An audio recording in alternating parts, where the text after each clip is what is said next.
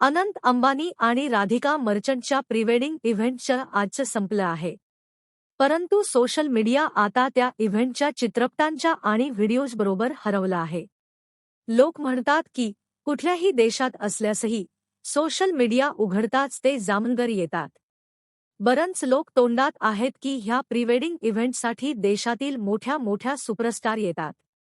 शाहरुख खान, सलमान खान आणि आमिर खान यांनी रात्रभर स्टेजवर परफॉर्म केलं.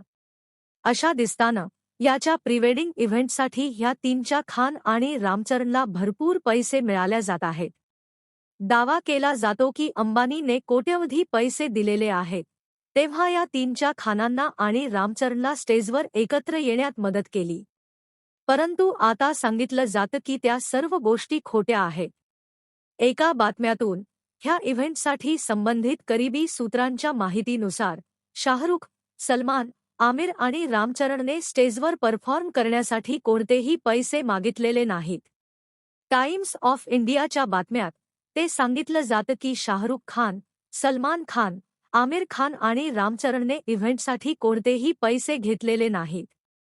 त्यांच्यावर माहितीसाठी त्यांच्या स्रोतांना संदर्भित केले गेले आहे.